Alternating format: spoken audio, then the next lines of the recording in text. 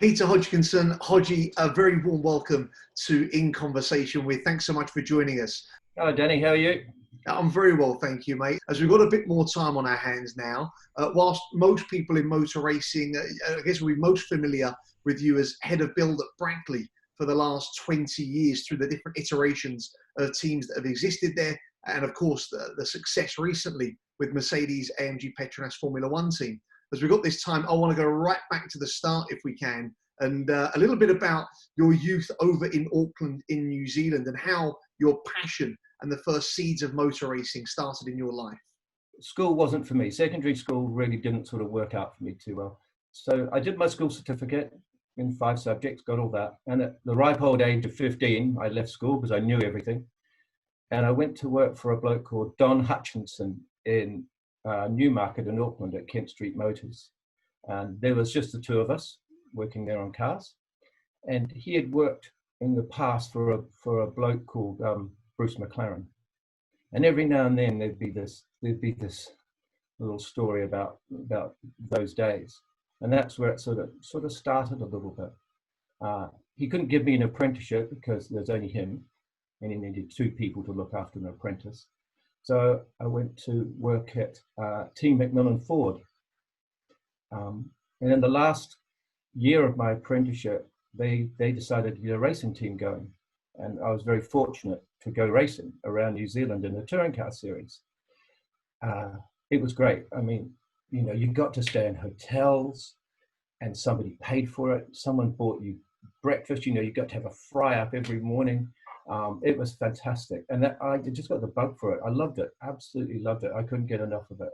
I just wanted to go racing every day and work on those cars. It would be in the late 1980s that you would head over to see the Cat in the Hat. And for those watching this that aren't from the US, they'll be associating the Cat in the Hat with something very different. But of course, it'd be Jack Roush racing. And you go from New Zealand, which still only, I think at that time, had a population of 3.2 million. Suddenly, as a young man, you're in the USA, population 240 million. I imagine it must have been one hell of an adventure. It was. In 1985, the guy who worked next to me at Macmillan Ford, he went to America. His name was Glenn Hamilton.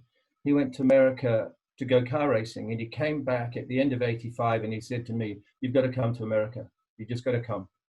You know, you got to go racing in America." So I had saved up some money and I got on the plane in January. I didn't have a job, and the only thing I knew was I was going to meet Glenn in San Francisco. So I left Auckland, New Zealand at gate 6. There was only 6 gates, and it was gate 6. So I left Auckland gate 6. And I arrived in San Francisco at gate 111A, which meant there were 2 gates. There was an A and a B gate at 111. And I thought, oh my God. And I didn't, you know, it was huge. And I walked outside of the airport and there was just people everywhere. And I didn't know where Glenn was, you know, and I thought, what have I done? What have I done? And it took 3 months to get your head around America and the size of America. You know, we didn't, neither of us had a job, and we were staying with one of Glenn's friends. And we just made some phone calls, and a guy called Lee White, who was working for Jack Roush, gave us a chance. Where did you go with Jack Roush then? So you landed in San Francisco. Where did you find yourself? Where was the first time you were tinkering with a race car once more? Well, we got the opportunity. Lee gave us the opportunity. So we had to get to Detroit. So Glenn and I bought this Toyota station wagon for $100, thinking it's going to get us to Detroit. Detroit's 2,500 miles away. So we buy this Toyota. We start driving across America in it. We figure out quite quickly that it's consuming an awful lot of oil by blowing it out.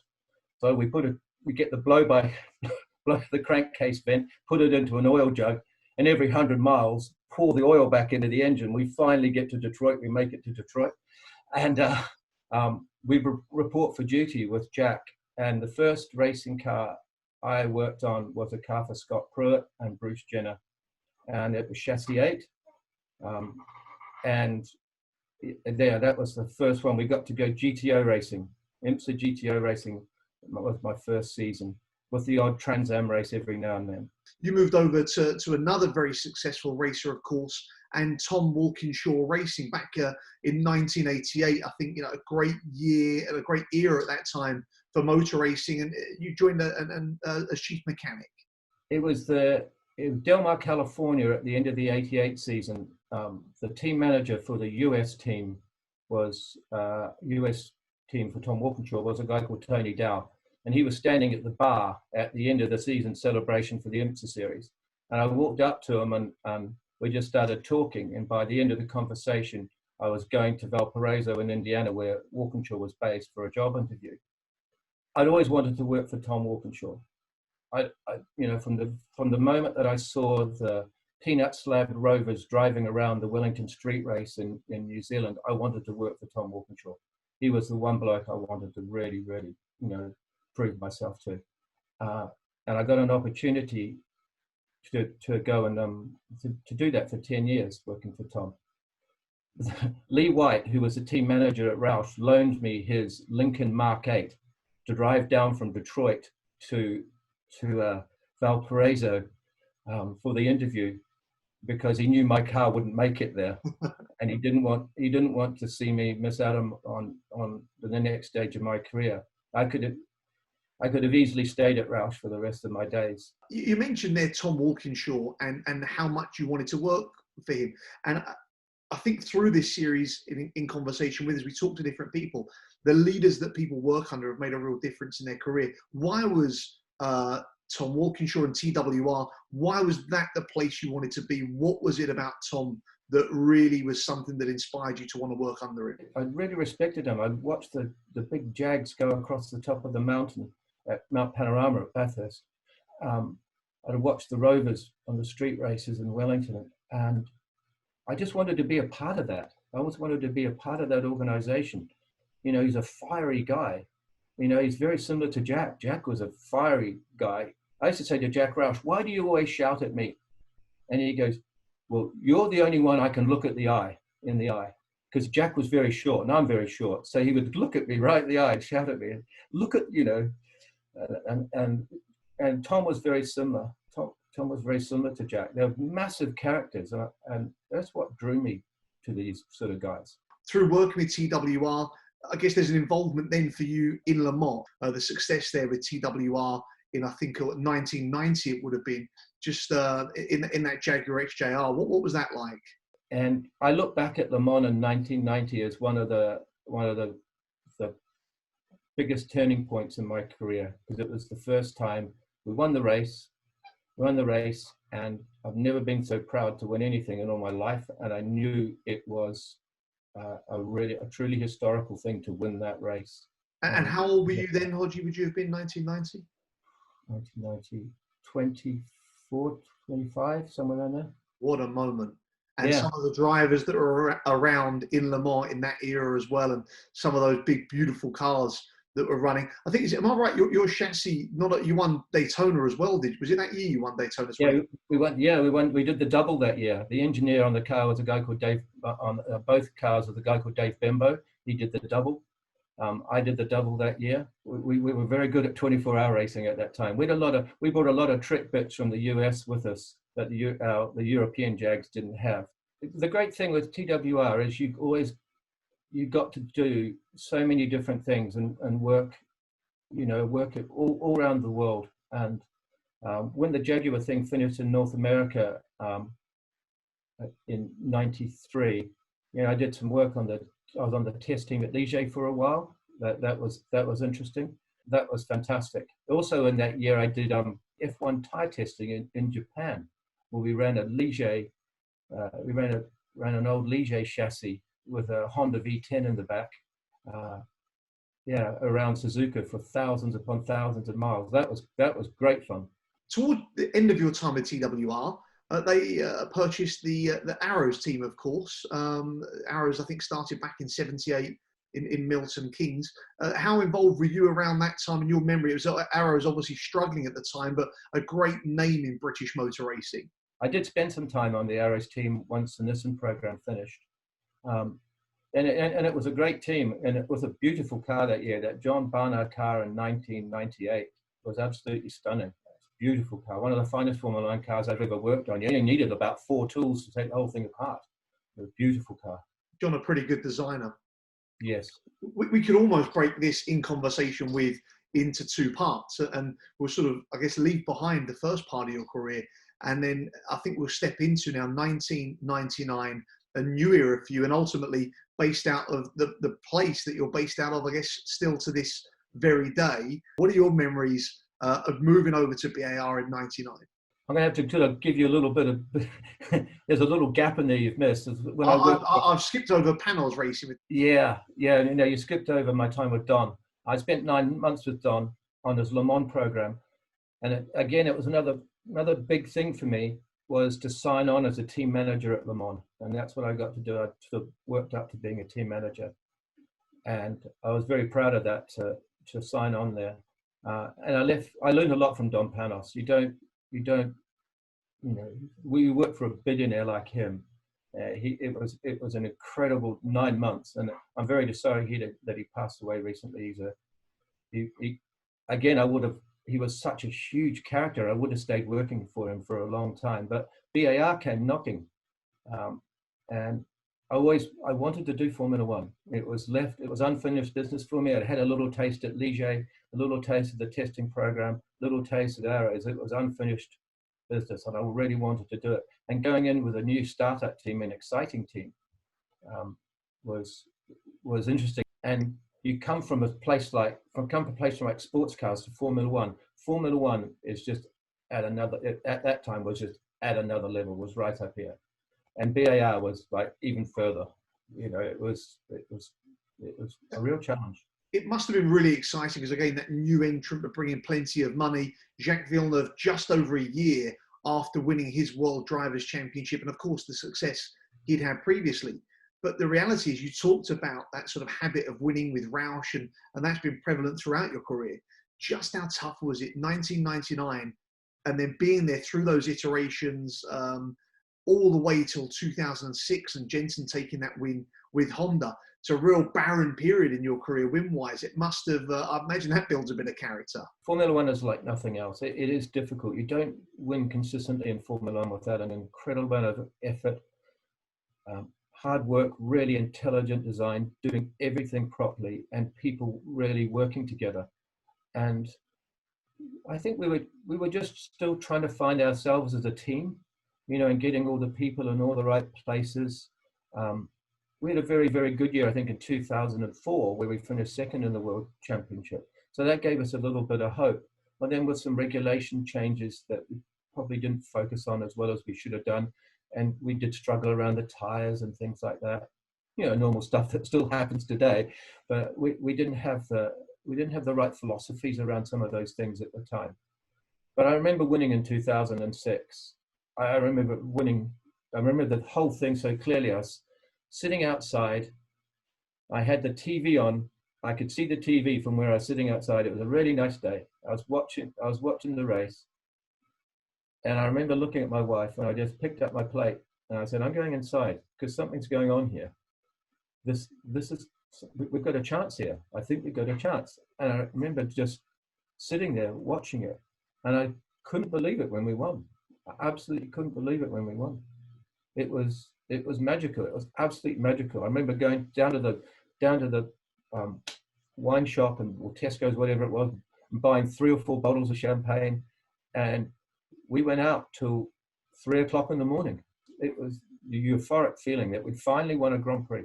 The next part of the story, of course, is one that's been well told, but I think it's always interesting to hear it from different perspectives. And it was the financial crisis came through. We moved towards 2009. You've got Honda spending a lot of money on Formula One, who then, of course, decide to withdraw. And not only is there the vulnerability for your job, but also a car that you've spent so long working on developing and getting ready to race that may never run. What were your memories? What were the discussions at the time? And what was the atmosphere like at Brackley? We heard rumours that Honda were thinking of leaving, and then when it finally came, there's a lot of shock. We didn't at that time. We didn't know how good that 2009 car was going to be. you just had to try and put some of that distraction out of your mind and just focus on what's there in front of you right now that you can really influence. It's a bit like what we're going through in the world today. You know, you've got to block out the virus. You can't control that. And we couldn't control what was going on, but we could control what was going on in front of us. And that was converting that car to a Mercedes engine, while trusting the fact that Ross and Nick and all the other senior management team were going to allow us to go racing. And we had to, you know, it was very difficult. I've never forgotten those days in January and February and March. But when you actually got to go testing and you find out this thing's a rocket ship, and you just think, wow, okay, we might have a shot at this. People may not be aware, but of course the power unit is designed as a fully integrated, fully stressed part of the car. So to try to convert a car to somehow match a power unit that's been designed completely in tandem with another one, I imagine there was some stressful hours. Just, I can't imagine the complexity of doing that. We had to chop the back of the chassis off. That was chopped off, and a new back was bonded on the back of the chassis that we had. Fortunately, we had a carbon shell gearbox, so we could chop the front of the gearbox off and then bond on a Mercedes adapter, basically, so the gearbox would work. So that's how we could get around these problems and maintaining that the wheelbase would still be correct and all the weight distributions would be right. Yeah, no, it was a huge thing. It was a huge thing. And I remember the first time that a Mercedes engine turned up, a mock-up engine. And that was really reassuring that we might be on the right track here, that we might survive this thing. We might, you know, get to turn up in Melbourne. Andy Cowell turned up at the shakedown. You know, Andy was absolutely integral in making this thing work. Yeah, I'll never forget that as well. You know, a pretty senior guy at HPP at a shakedown at Silverstone. It said something. There was something going on. I imagine as you look through the year, from the public perception, there was this incredible support for Brawn GP. 6 of the first 7 races won by the team, and of course Jenson Button. But at the same time, as the performance started to drop off on track, which must have been a concern certainly for the championship, but in the background, I think you had a chat to John Owen. He mentioned something about Mercedes maybe having more of an interest than just in supplying power units. We didn't have any money, so we weren't allowed hardly any late freight. I think we took a little bit of late freight. When I say we didn't have any money, we weren't allowed to print in color. We only had one printer downstairs, and it printed in black and white because we didn't want to waste the money on the printer ink. That's the stage we were at. And I remember walking out, it was a Thursday before the Australian Grand Prix, and I walked out the door, John Owen, and he said to me, Hodgie, if we do this thing right, by the end of the year, Mercedes will own us. And I sort of laughed at him. I said, really, John? Come on. He goes, no, if we do this thing right, you watch, Mercedes will come and they'll own us by the end of the year. And we walked through the door together and we said, well, good luck this weekend, John. Let's see what happens. And he was right. Prophet John was spot on. By the end of the year, we were Mercedes. You were unlucky at the time then because you didn't have Epson as a partner. Of course, if you'd had the EcoTank series printers, would have been no problem on colour, mate. And I guess this is the sort of pivotal part of the story, is this period with Mercedes, not only Mercedes-Benz coming in and coming back to Grand Prix racing for the first time since 1955, but the great Michael Schumacher stepping out of retirement to join the team. I imagine the atmosphere at the factory must have been electric with excitement for the Silver Arrows to be reborn. There was a bit of disappointment that we lost Jenson, that he went to McLaren. But then Michael Schumacher turns up. And I imagine not as disappointed as Jenson is now that he didn't stay with the team and end up in the hybrid cars. There it is. Michael Schumacher turns up. Nico Rosberg turns up. You know, we've got 2 great drivers. You know, the greatest Formula 1 driver of all time and another up-and-coming fantastic German driver. And, you know, with all the support that Mercedes could provide us. in the Brawn year, there was no investment in the team, and we really paid the price of that. Obviously going into 2010 and 2011, and it took a while for us to find our feet with the support that Mercedes were offering and how we could best leverage that support and trying to expand the team again. Bringing new people in all the time. It takes time to build relationships and for people to trust each other and just find out about each other and how you're going to work and how you're going to interact and how you're going to be, what you can bring to this thing and where you're going to fit in. You had all these old boys like me, and all these new young guys coming in and trying to understand our culture and what we were all about and how we wanted to work together. Of course, that culture would come together in the first victory since '55 for the Silver Arrows in Shanghai at the UBS Chinese Grand Prix in 2012. Off the back of that, of course, Lewis Hamilton then joins the team. But it was this new set of hybrid regulations that in 2014 saw the team come back to World Championship success. And I guess for you that year, in many ways, going full circle to some degree, I think I remember you being back on the podium that year in Suzuka, where you'd spent that time previously celebrating victory out there with Lewis and Nico up on the podium. Just what an incredible year and a start of this 6 World Championship run. For me, the podium in Japan is, it's right there with Le Mans in 1990. It's a hugely emotional thing. Firstly, you're there representing the team, and that you got to do a good job of representing your team. You're there for the thousands of people that work to make this thing happen every day. So you got to do a good job and represent your teammates.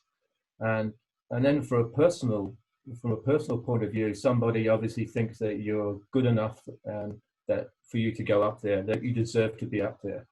So I always thank Toto and Ron and all the other people, Rob Thomas, etc., who made that happen for me, and I'm very grateful for it. Very, very grateful.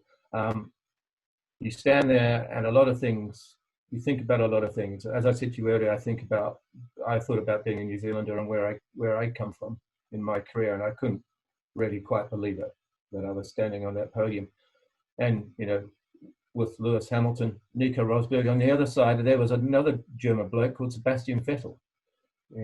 With his 3 world champions. Yeah, 11 world championships between them. And here you are standing on a podium with these people. Truly a special moment. So I guess before we move on as we move into your role now as head of employee engagement, just a chance to look back really. It's obviously sort of childhood dream, and you've had that opportunity to work in motorsport. For anyone looking to get into motor racing now or anything that's sort of competitive, how would you reflect on your career so far? I think if you've got a passion for anything, you've got to follow it. I just wanted to go racing, and nothing was going to really stop me from doing that. And I talk to some young kids today, who want to get into Formula One, and I say, well, you got to work your way up a little bit. Go and volunteer. Go to Silverstone and see if you can go and clean wheels of somebody. And if you clean those wheels really well, you might be able to, get on the car and do something else. But start to volunteer. Push yourself forward. Push yourself, into that situation. Don't be afraid of it. Don't be afraid of it. And opportunities will come. You make your opportunities. You're now head of employee engagement. I don't really understand what the job title means, Hodgie. Head of build is pretty clear. But in my new job, I believe engagement is all about leadership and how you can bring people with you. And I've done a little bit of leading in my day, some of it good, some of it bad. I made a few mistakes as a leader, which I can talk to people about as well. And having engaged employees is absolutely critical to any organization. People have got to turn up every day wanting to be a part of this thing, wanting to put that discretionary effort in, wanting to make sure that the job is finished 100%, wanting to do their bit to make sure that the greater thing is successful. You don't win 6 world championships on the trot by by not having great engaged employees. But to sustain that, you've got to have great engaged employees. And if we want to keep being successful, we need to keep building on what we have today. We can't sit still in any one piece of our organization. So what I want to try and bring is help our leaders become great leaders, and work with all our staff to make sure that they're completely on board with what we're trying to achieve, and help them with that, and help them through those difficult times as well, when they're not, when they are struggling, with the pressures of work. Formula One's tough. It's tough, and there's highs and lows, and there's challenging periods, and there's great, periods of feeling absolutely fantastic because you won another championship, and then you got to go again, and you just got to go again and again, and that's hard sometimes to keep going. But if we do it the right way, we can carry on being successful. Brilliant. Hodgie, thank you so much for your time. You're a rock and roll star of Formula One, buddy. It's been an absolute joy to speak to you. Thanks so much for your time. Ladies and gentlemen, we'll wrap it up in conversation with Peter Hodgkinson, the legendary Hodgie from Mercedes-AMG PETRONAS Formula One team. Thank you, pal. Thank you very much.